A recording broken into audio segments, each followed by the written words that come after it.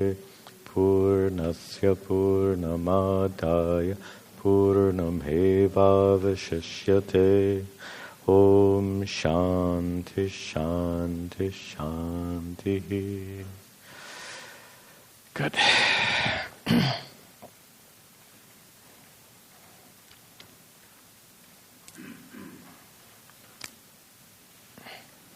And I'll just remind you to sit in the front half of the hall, please.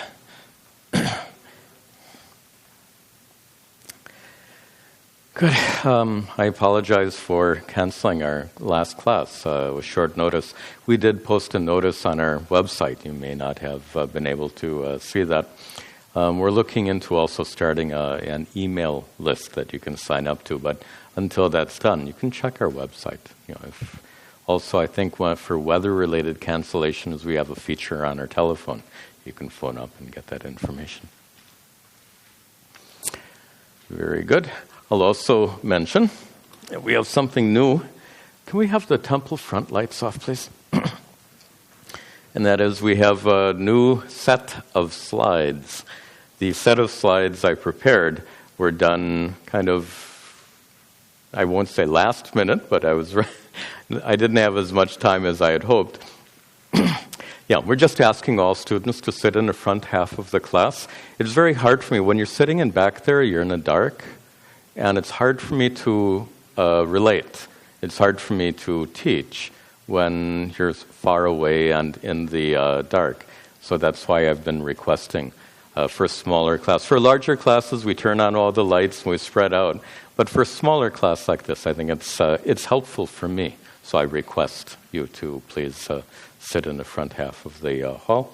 And then I won't have to bore you again and again with the silly announcement. All right. So I made up a new set of slides that have two features. One is I've added the swaras. So now we can have the swaras in front of us. As you remember, this is a Samhita Upanishad. It's a rare Upanishad that comes in the Samhita Bhaga, the section of the Veda that contains all the hymns that are chanted.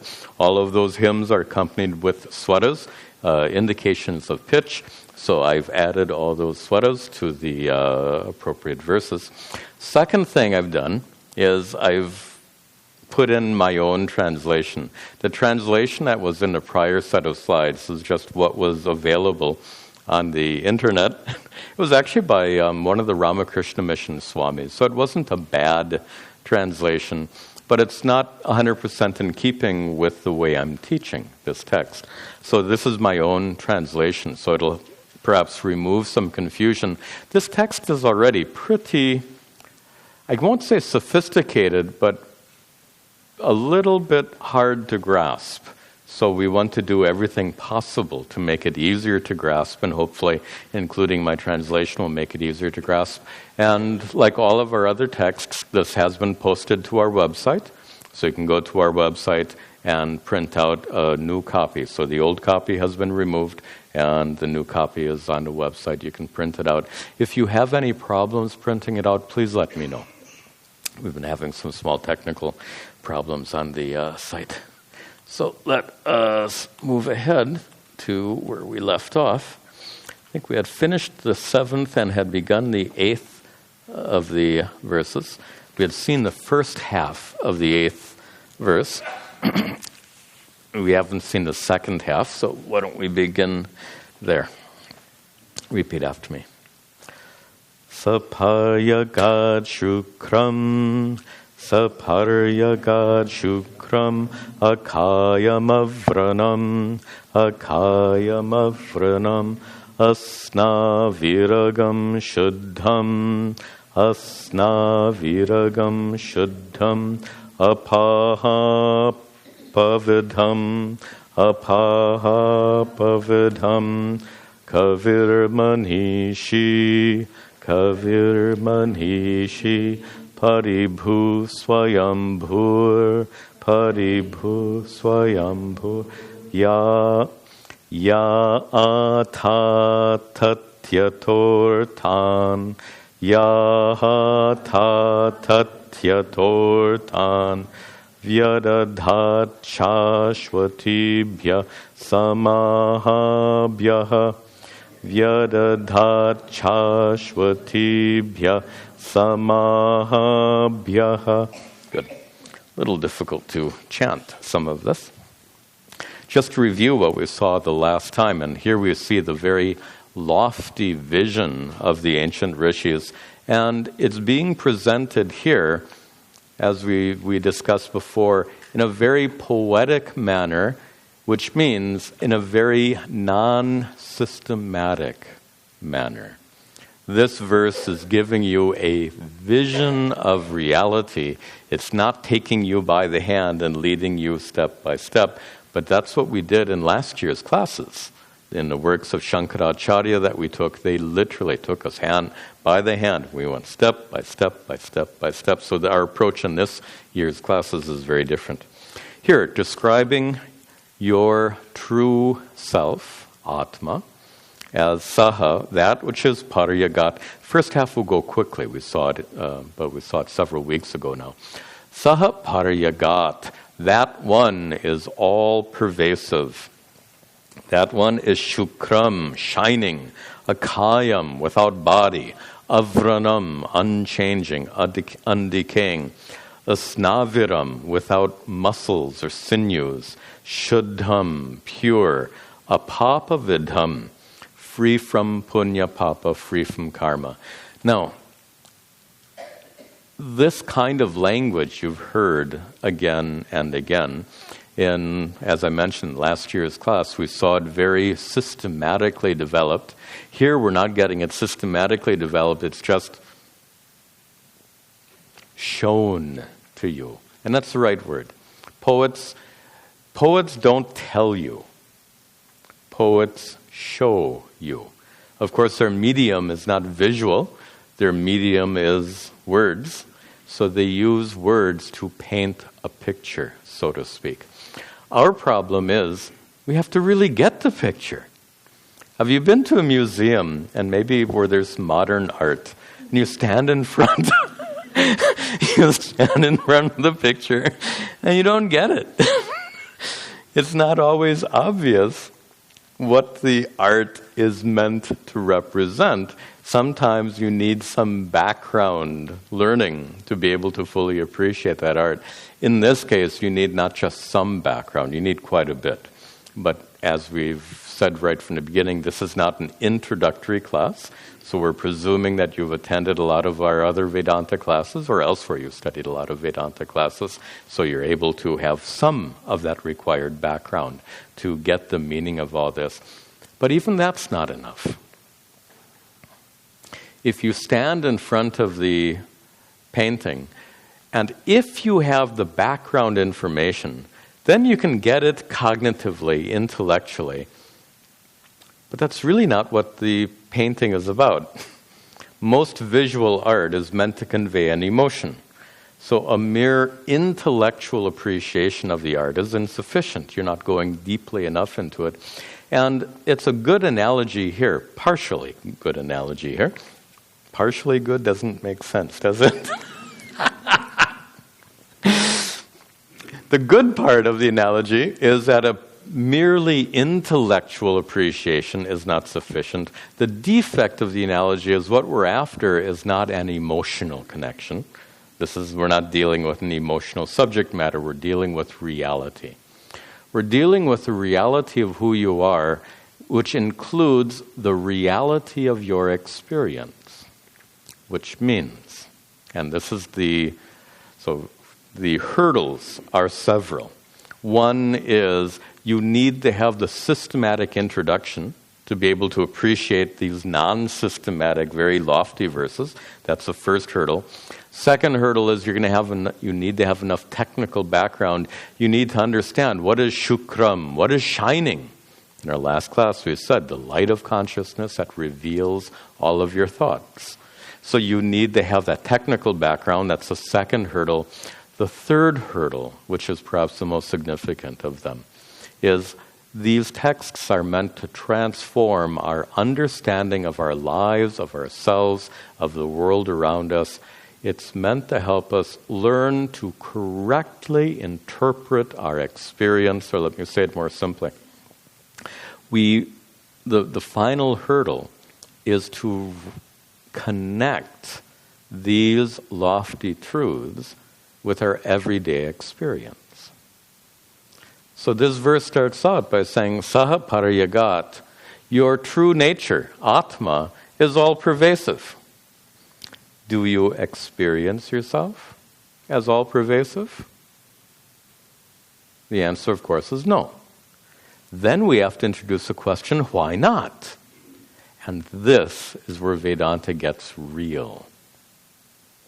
Why do you not, if consciousness, the consciousness that's present in this experience right now, revealing what's happening around you, revealing what's happening in your own mind, the ancient rishis revealed that consciousness to be boundaryless, to be limitless, ananta, infinite, all-pervasive, pariyagat. Ancient rishis revealed the all-pervasiveness of consciousness, which is you, and then we experience ourselves not as being all-pervasive. So we have now a conflict between the vision of the ancient rishis and our ordinary experience. This apparent conflict must be resolved. Otherwise, our study of Vedanta is useless. And I really mean that, useless. We've done this in several other contexts. We've done it briefly here. We'll do it briefly once again and then move on to the next material. This is still what we saw in our last class. Let's see if we can just take that one term, all-pervasive. In the second half, we'll take another term. In this half, all-pervasive. How can your consciousness be all-pervasive? First of all, we need to understand why do we perceive ourselves as being here. You experience yourself as being seated in this hall on that particular chair. Why? If your eyes were closed and if I were silent, which is not going to happen, teachers like to talk. So if your eyes were closed and I made no sound and no one else made any sound, would you know that you're in this lecture hall? Would you necessarily perceive yourself being in this lecture hall? Your sense of being in this lecture hall is due to your eyesight and hearing and other sensations. You feel the chair on which you're sitting. You even feel your own body. I did this in a class long ago. You might enjoy this. I said, imagine, you can imagine being blind. You can imagine what that's like. Terrible to be blind, but a big loss, huge loss. Imagine not merely being blind, but being blind and deaf. Some unfortunate individuals are both blind and deaf, but we're going to add one more. I think there's one expression, blind, deaf, and dumb, but that's not our expression. Blind, deaf, and numb. Your entire body, from head to foot, numb, senseless. Imagine yourself right now being blind, deaf, and numb from head to foot. What would be your experience? If you're blind, deaf, and numb, and suppose the thought comes in your mind, where am I? You would have no sense of being in this hall. You'd have no sense of sitting on a chair.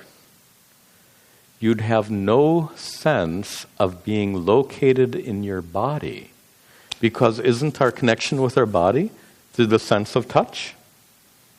If there's no sensation, it's like it's not our body. I think in the last class I gave the example. If your arm is numb, if you sleep on your arm and you wake up in the middle of the night and it's numb, you wonder, what is that thing laying in my bed?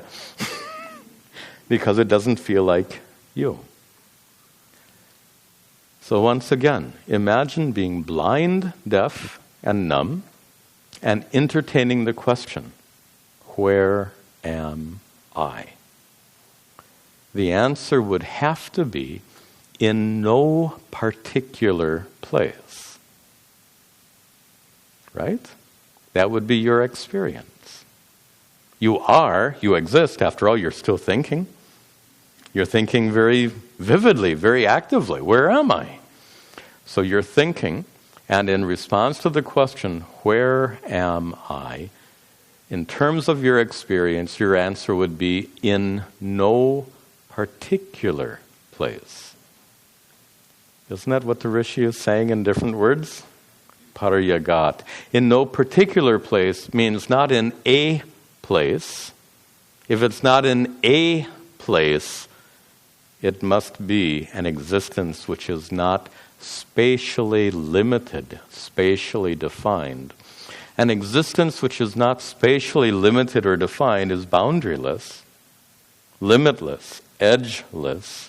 That which is boundaryless and edgeless, by definition, is all-pervasive. Now look what we've just done. We've resolved the apparent conflict between what the vision of the ancient rishis is and your own experience. This was done just with regard to one word, paryagat, all-pervasive. This same process has to be done with each one of these words. If we were to do this, we'd take 1 or 2 words per class. We'd spend the next 3 months on this verse, which we're not going to do. This is what Vedantic contemplation is all about. Contemplation, or nididhyasana is a technical word we use. Nididhyasana specifically is a form of meditative reflection for the sake of resolving these apparent conflicts. When I say meditative reflection, what we just did, when I asked you to imagine yourself being blind, deaf, and numb, that was essentially an open eye meditation. Meditation doesn't mean closing your eyes and chanting your mantra. There are many forms of meditation. So what we did is with our eyes open, we entertained a form of internal reflection called nididhyasana, or contemplation, and we used that then to close this gap between experience and the vision of the ancient rishis. This, without contemplation, Vedanta is a bunch of intellectual games. Not much value in intellectual games. So Vedanta becomes real and transformative. Vedanta transforms you, transforms your thinking, transforms your life only when you close that gap between experience and the vision of the ancient rishis. Okay, so in the first half of the verse, your true self, consciousness, Satchidananda Atma, Paryagat, all-pervasive, Shukram, shining, the light of consciousness, revealing all of your thoughts, Akayam. Your body is one thing. Your body is known by consciousness. Anything known by consciousness is not consciousness. So therefore, Akayam, free from the body, Avranam, unchanging, undecaying, and that we took in the last class. We said your body ages, your mind and personality ages, consciousness is ageless.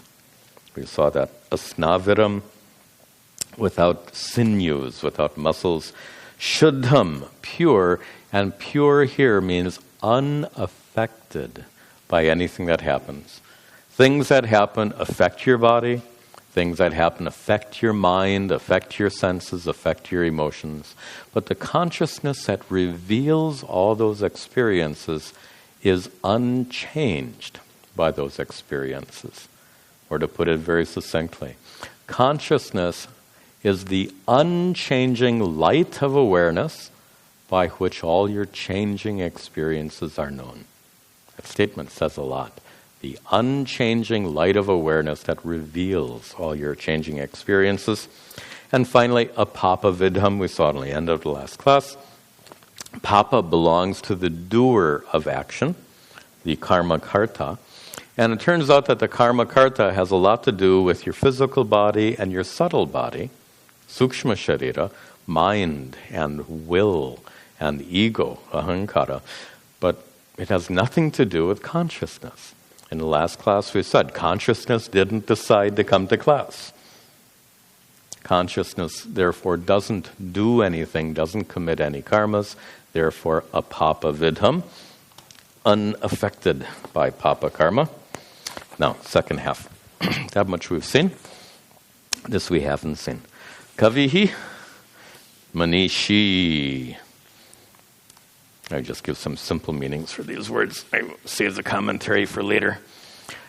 Kavi can mean here, Shankara glosses it, Kranti Darshi, one who sees everything, one who can see even past and future.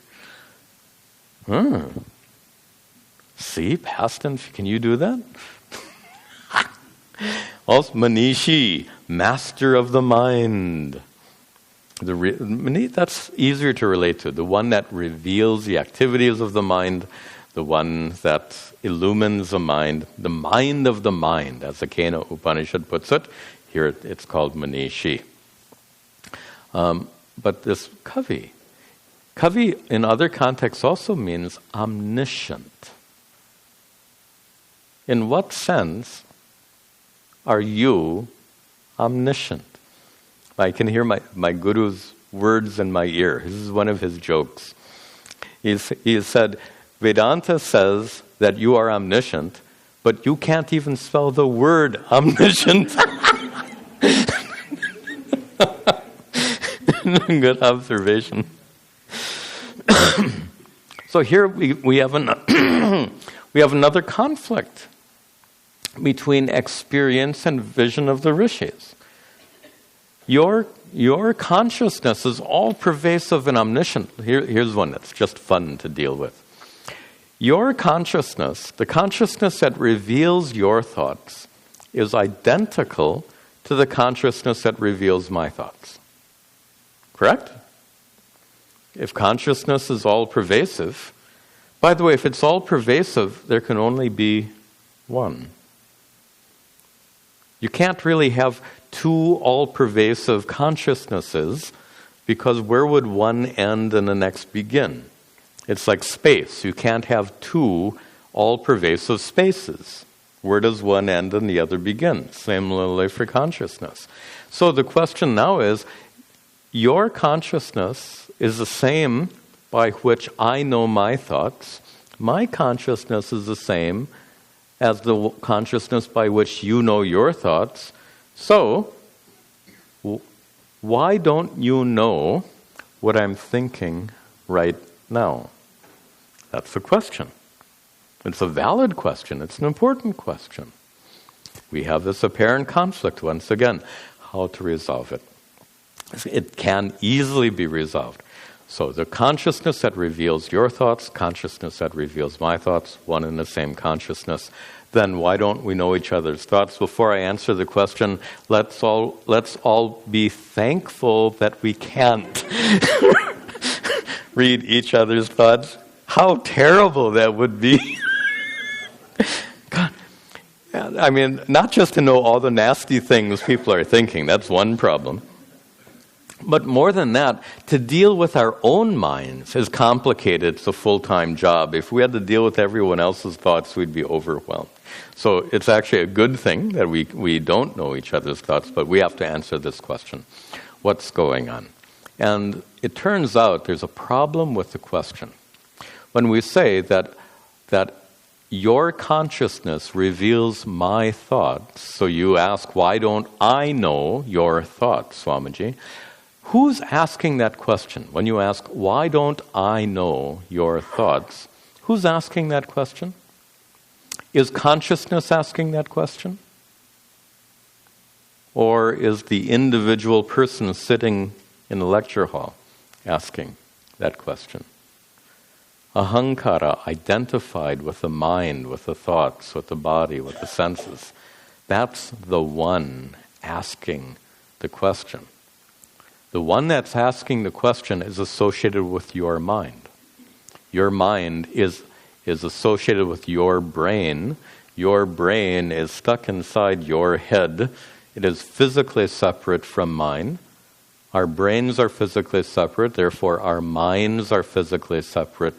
Therefore the I that asks, why don't I know your thoughts, that I happens to be physically separate. Consciousness isn't asking the question. So, but the fact remains, it's one and the same consciousness revealing your thoughts and my thoughts. Then you ask, Swamiji, how will I experience that?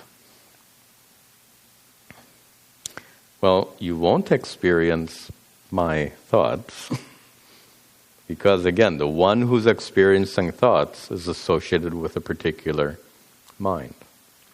What you can experience is thoughtlessness, or simply put, silence. When your mind is perfectly silent in meditation, when meditation leads you to that place of utter silence, you remain as that one all-pervasive consciousness. And it happens to be the same consciousness that reveals what's happening in all minds. By the way, that's one of the definitions of sarvagnya, of all-knowing, of omniscient. One of the definitions of sarvagnya, all-knowing, is the consciousness that reveals all thoughts. So that's one of the meanings of kavi. So kavi as omniscient can mean the consciousness, you are the consciousness that reveals what's happening in all minds. There's another way of understanding this word kavi or omniscient. You've all heard it said that the enlightened, when you become enlightened, you become omniscient. And I'm a little skeptical when I read these things. What does it mean to be omniscient? An enlightened person is omniscient. If the enlightened person knew nothing about music before getting enlightened, after becoming enlightened, he could be a great musician, right? Knowing everything about music. How ridiculous is that? Before enlightenment, didn't know anything about Chinese language. After enlightenment, can speak fluent Chinese. Silly, right? So there are two different ways of understanding omniscience. In fact, we have two words, sarvavit and sarvagnya. Again, we're asking all students to sit in the front half of the class. We'll talk about it later. So, I interrupted myself. We can find in some commentaries the use of two words in a very specific way. Sarvagnya and sarvavit. Let me put these words up. I'll use Roman letters. And sarva means everything. Sarvagnya, that gnya affix means knowing. Sarvavit, the vit affix means knowing. Literally, they both mean omniscient, all-knowing. But they can be interpreted in different ways. And in many times a commentary will make this distinction. Sarvavit is knowing all things in detail, whereas sarvagnya is knowing all things in general. In fact, this very question came up in satsang yesterday, or Sunday. The question with reference to a Upanishad passage, if there are 1,000 pots of different shapes, different forms, different colors, different designs, how long would it take you to understand the detail of all 1,000 pots? You'd have to take each of the 1,000 and examine them. It would take a while. But there's another way of understanding the 1,000 pots. They're all nothing but clay. If you know clay, you know all 1,000 pots. These are the two ways of knowing. So to examine every pot and learn the details is a kind of omniscience which we can call sarvavit, to know everything in detail. The other kind of knowing is to know the clay because of which the 1,000 pots exist, and many times a commentary will use the word sarvagnya for that kind of all-knowingness. So, when you become enlightened, you obviously do not become sarvavit, knowing all the details of the universe. But you most certainly become sarvagnya because you know the reality because of which the universe exists. If you're wondering what this has to do with the present verse, the word kavi, and I know kavi in vernacular languages means poet, but in Sanskrit it has about 8 meanings, which include omniscient as among the meanings. So, and that's exactly the meaning that Shankara and other commentators will take at this point. So, and who are we talking about? What are we talking about? Your true nature consciousness. Your consciousness is kavihi, is omniscient, either in a sense of the consciousness by which all thoughts are known, or the enlightened person being sarvagnya, knowing the reality because of which everything exists. Further, manishi, the mind of the mind, as the Kena Upanishad puts it, the ruler of the mind. Not really ruler. The illuminer of the mind would be better. Paribhuhu, that which exists above is paribhu. And in English we use this word transcendent. That which is beyond everything, that which is beyond the mind, beyond the senses, that which is beyond thought, that which is beyond verbal description. Paribhu, transcendent. Paribhuhu and swayambhuhu, self-existent. Self-existent means uncreated. Body was created, mind gets created, everything gets created, world gets created, but the consciousness by which you know what's happening right now, that consciousness is uncreated. When we say,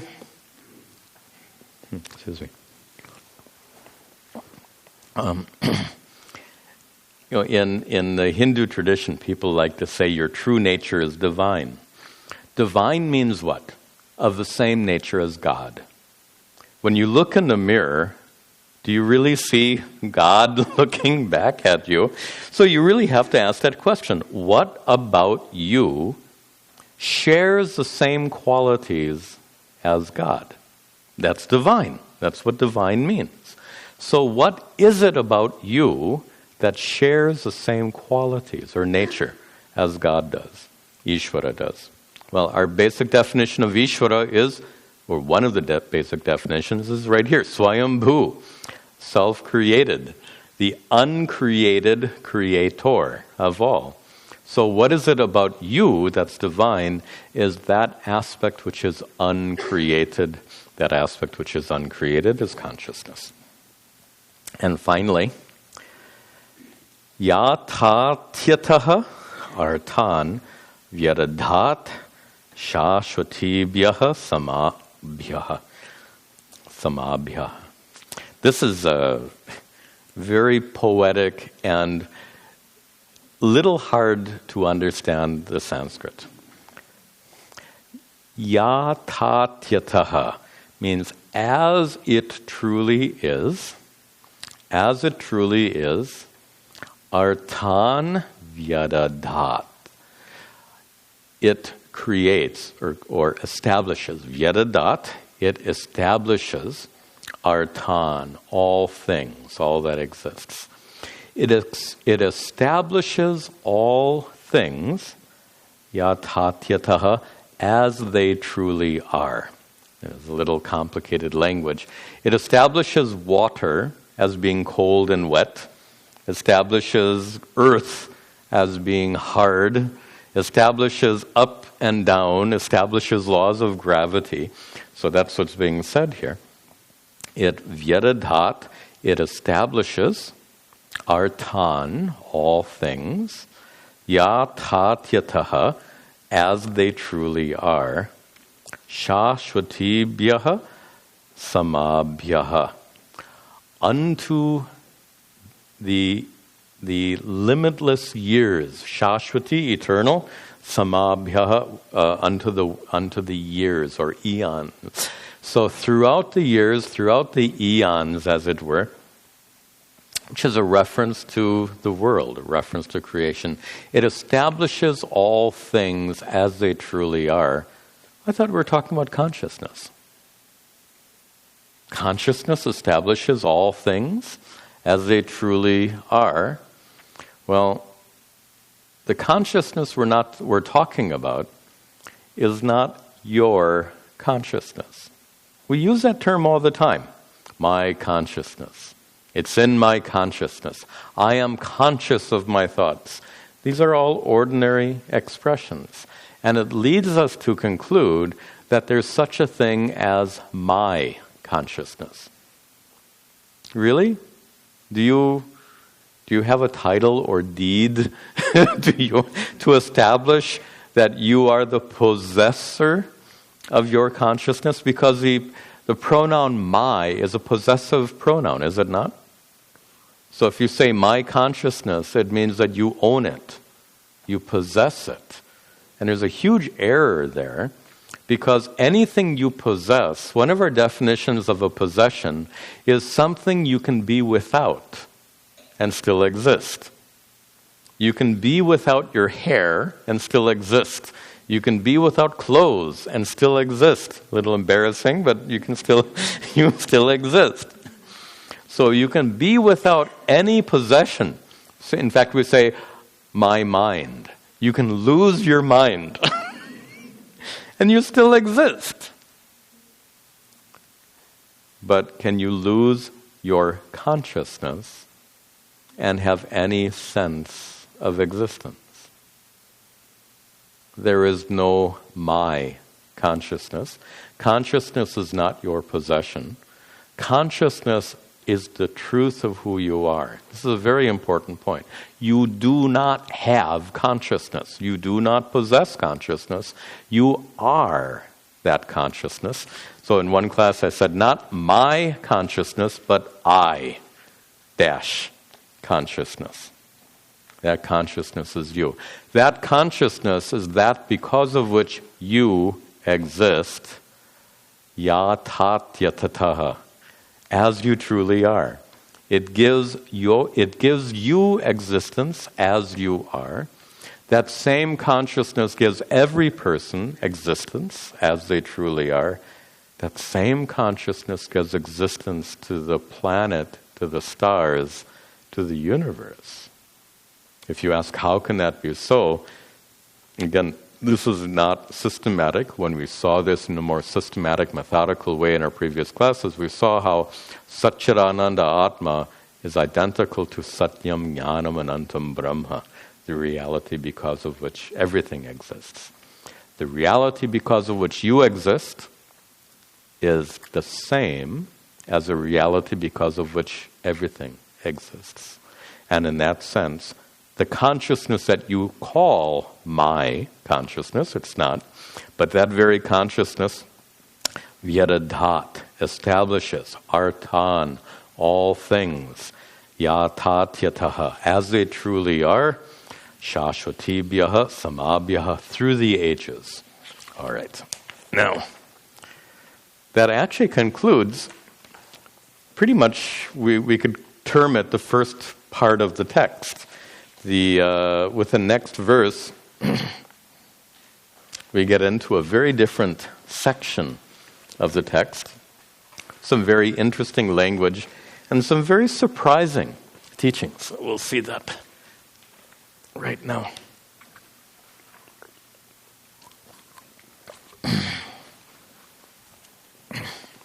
Verse 9.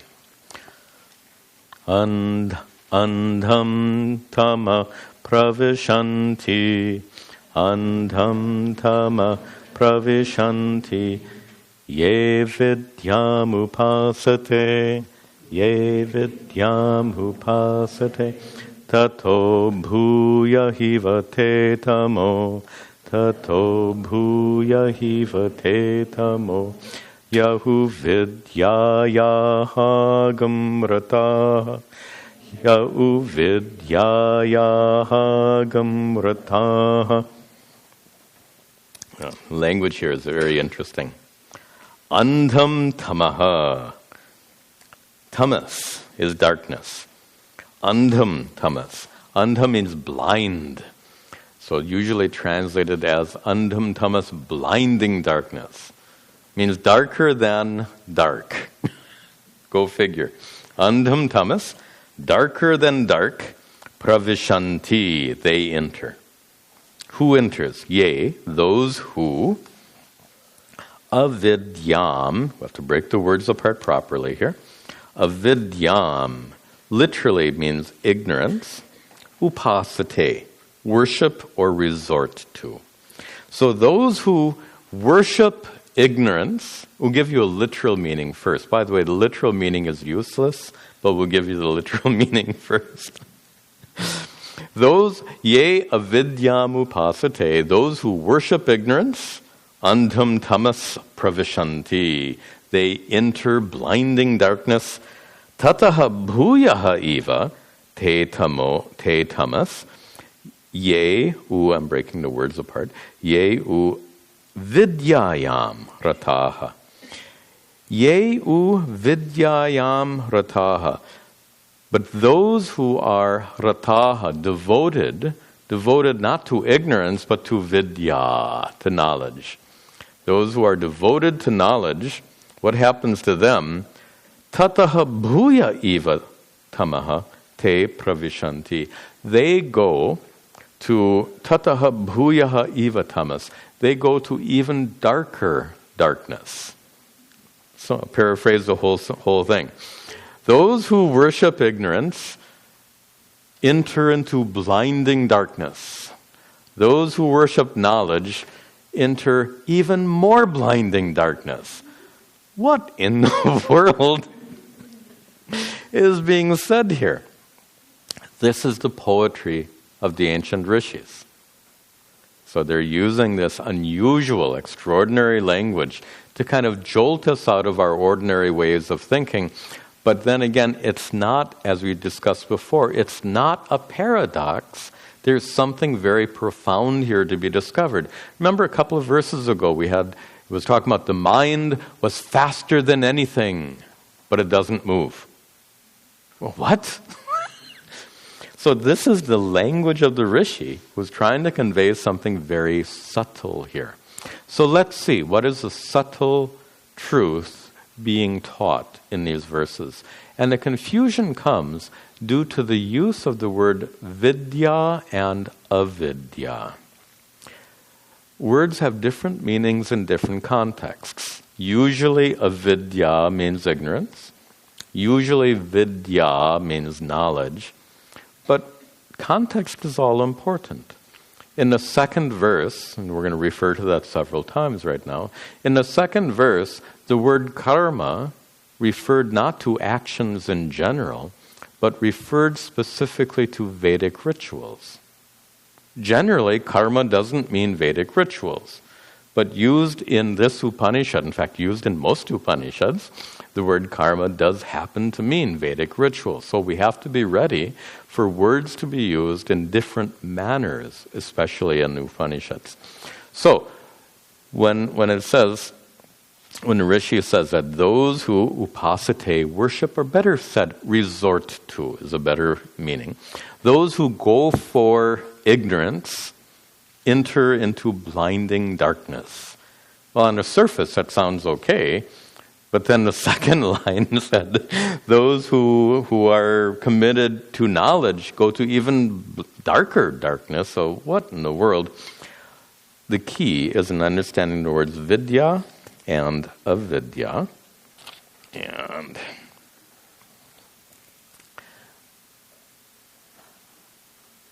go back to the second. This is hinged on the second verse. The first verse said that Ishvara is manifest in the form of the entire universe, and you should seek it out through renunciation. That's a loose paraphrase of the first verse. Through renunciation suggests that you're not seeking any kind of worldly goal, but you're seeking knowledge of God. Okay? So in the second verse, in the first verse, seek knowledge of God. Second verse was talking about doing Vedic rituals. And as I mentioned before, the best you get out of Vedic rituals is 100 years and then you die. So the first verse is seeking knowledge of God. Second verse is Vedic rituals. And these are set up as opposites, right? You can't do both. You can either seek worldly enjoyment, and as we discussed at the beginning of the text, Vedic rituals are meant to give you worldly achievements and enjoyments in this world and the next life. So that was the whole context. So verses 1 and 2 are opposites. Or not opposite. They're in contrast. They're contrasting verses. Some people seek knowledge of God, knowledge of reality. Other people seek worldly enjoyment through Vedic rituals. Now watch this. Seeking knowledge of God is seeking vidya. Then therefore, doing Vedic rituals is not seeking vidya. This is tricky. Watch this. Seeking knowledge of God, vidya. Doing Vedic rituals is not seeking knowledge of God, therefore avidya. Which means avidya can represent doing Vedic rituals. Karma. And that's exactly how Shankaracharya interprets it.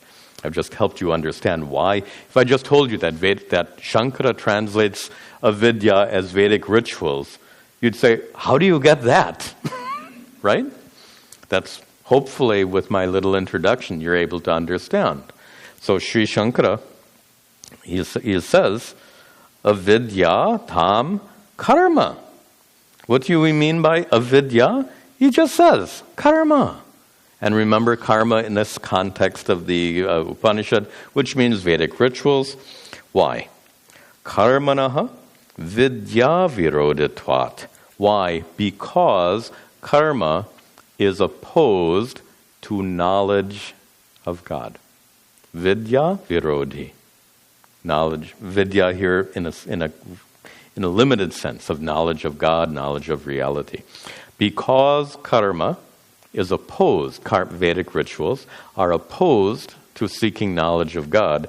Therefore, avidya here means karma, Vedic rituals. Tam avidyam, and that ignorance is in the form of agnihotradi lakshanam, such as agnihotra, the ritual that was done twice daily in every pious Brahmin family. Offerings of milk into a ritual fire. So, Sri Shankara makes it very clear that the first line now means those who merely perform Vedic rituals are trapped in darkness. Now, again, we have to go back to our discussion on the second verse. Remember that in ancient times, these Vedic rituals was not a spiritual activity whatsoever. These Vedic rituals, in an odd way, were a very materialistic, worldly activity. I'm not kidding. Let's make it really clear. In order to pay your bills, you have to go to work. That's about as worldly as it gets, right? Okay. You have bills to pay, you have a family to feed, therefore you have to go to work. This is materialistic, this is worldly, and that's just what it is. In ancient times, if you wanted your crops to grow and your family to thrive, you did Vedic rituals. The same motivation that makes you go to work is the same motivation that made people do Vedic rituals. We forget that in modern times, but we're studying an ancient text, so we have to understand these Vedic rituals as they understood them. So they understood these Vedic rituals in a very worldly sense.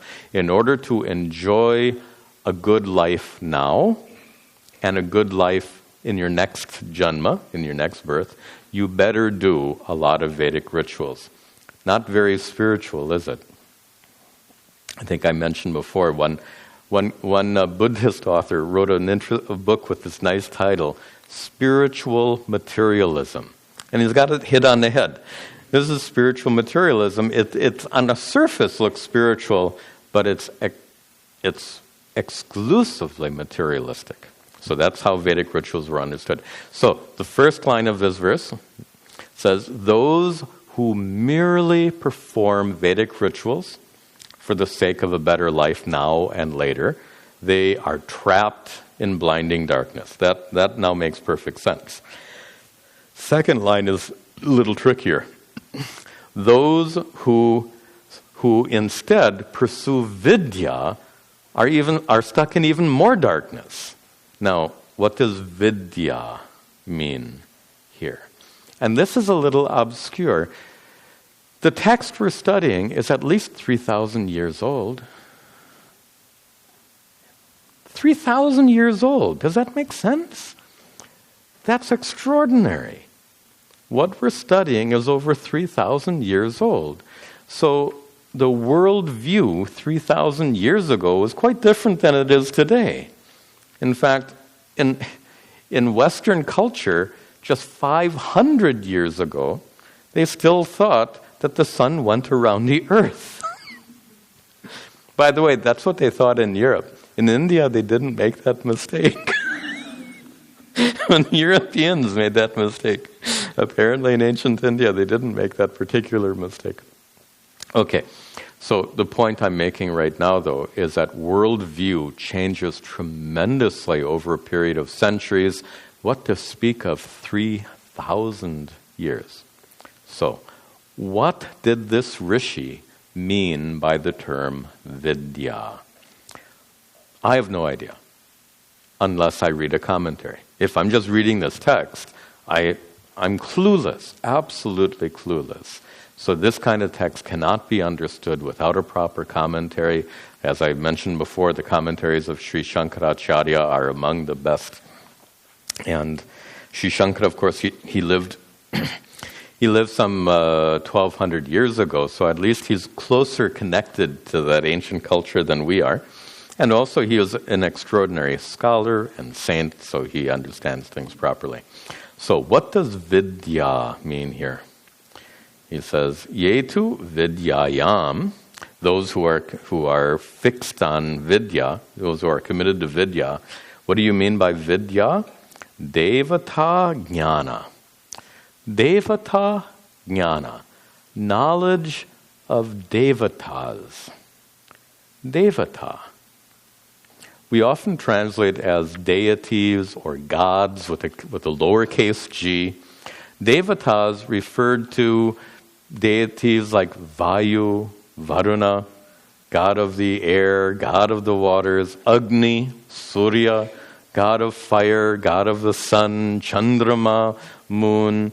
All of these, Indra, forces of nature, lightning, storms, etc. Forces of nature. What we call forces of nature today, 3,000 years ago, they called them devatas. Devata jnanam, knowledge of devatas, we could paraphrase in modern English, knowledge of nature. Knowledge, better translate, knowledge of the gods, so to speak. But we could translate it, knowledge of nature. Now, what do they mean by knowledge of nature? Here again, we have to transport ourselves intellectually 3,000 years back to understand as they understood. There was a practice that continues to this day, a practice known as Tantra. Tantra is a practice of using certain rituals and practices to manipulate nature. Technically, if you do a particular ritual to bring about more rain for your crops, technically speaking, you are employing the principles of Tantra.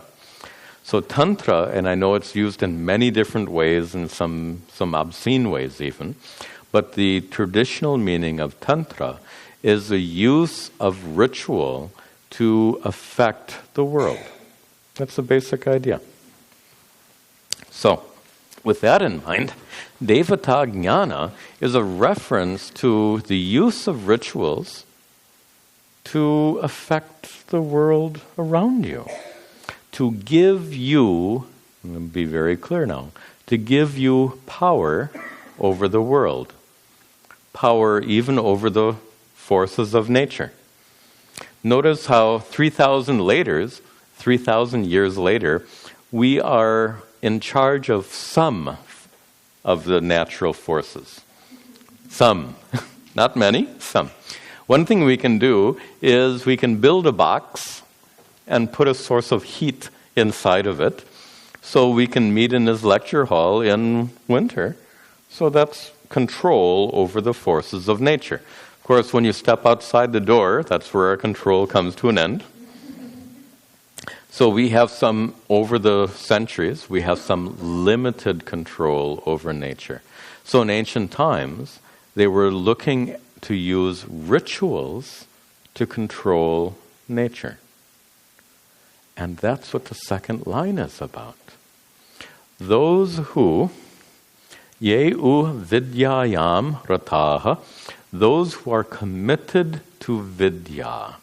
And here, vidya, devata, jnanam. Just to make sure you know that word, since this is crucial here. So the translation for what this verse calls vidya, Sri Shankara calls devata jnanam.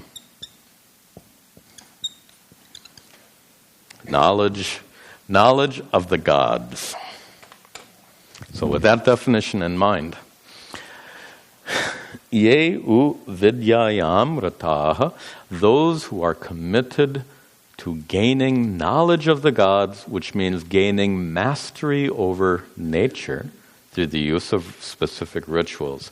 What happens to them? Te, those people, tataha bhuyaha ivatama pravishanti. They go into even deeper darkness. Now we can put the whole verse together. Those who are committed to Vedic rituals are stuck in darkness. Those who are committed to using Vedic rituals to control the world around them are stuck in even greater darkness. Now just make some final comments here. This verse, if you understand it in context, is absolutely shocking because it's being critical of Vedic rituals. Both lines. The first line is Vedic rituals that you're doing, maybe your nitya karma, like Agnihotra, the rituals you were supposed to do at home. The rituals that the scripture says, do these rituals. So the first line says that the mere performance of those rituals is darkness. And then it says, if you do special Vedic rituals for the sake of controlling nature, then you're stuck in even worse darkness. This verse is highly critical then of rituals. And what's shocking about that is where this verse is located. So in the Shukla Yajurveda,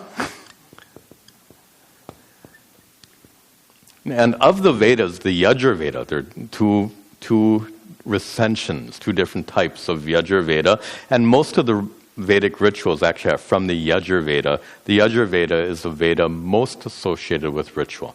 Rig Veda less so, Sama Veda less so, Atharva Veda much less so. So, with regard to rituals, Yajurveda is one of the main Vedas on rituals. And in this Yajurveda, remember we did this in the very first class, there are different sections. Samhita, which has all the hymns. Brahmana, which is all the rituals. Aranyaka,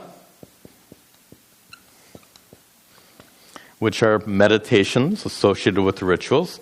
And finally, Upanishads, like what we're studying. What we're studying should have been here. This Isha Upanishad should have been. Remember that the Vedas are compiled. Different things are put in this compilation. The compilation has the Samhita, the hymns first, the ritual instructions second, the meditations third, and the spiritual teachings of the Upanishads fourth. So what we're studying, the Isha Upanishad, should have been compiled towards the end of the Shukla Yajurveda, but it's not.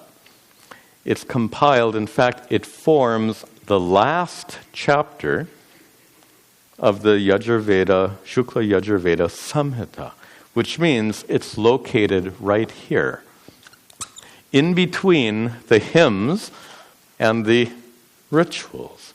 It's actually preceding the rituals that are about to be described in the next section of this Veda. Right before those rituals are introduced, this Vedic Rishi is saying all these rituals are going to lead you into blinding darkness.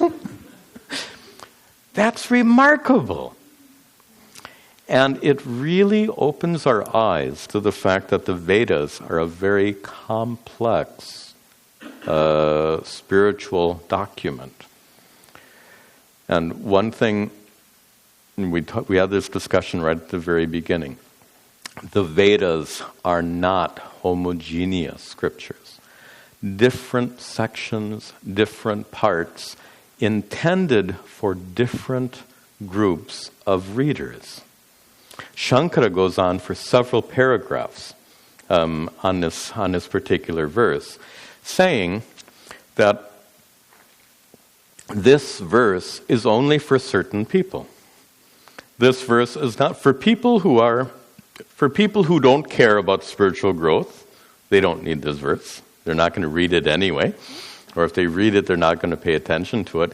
And those who are already seeking moksha, they also don't need this verse. If they're already seeking moksha, why? They've already turned their backs on that extreme ritualism. So this verse is for a specific audience of people who think or imagine that doing Vedic rituals leads to spiritual growth. And what this verse does in this very critical manner is it says that Vedic rituals do not lead to spiritual growth. Vedic rituals trap you in the darkness of that cycle of birth and rebirth. And once again, what's so remarkable about that criticism, I think, is where that criticism is found. At the end of the hymns and immediately before the description of rituals in the Shukla Yajurveda. If you read it in context, if you're reading the whole Veda and you turn to this part, it sticks out. It's so shocking by its message. So, very important observation, and there are several more verses associated with this theme, which we will see in our next class. We'll end with our prayers.